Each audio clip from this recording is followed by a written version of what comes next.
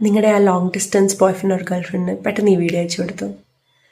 പട്ടുതൂവാലയും വാസന തൈലവും അവൾക്കു നൽകാനായി കരുതി ഞാൻ. പട്ടുറുമാല് വേണ്ട, അത്തറിൻ മണം വേണ്ട, നെഞ്ചിലെ ചൂട് മാത്രം മതിവൾക്ക്.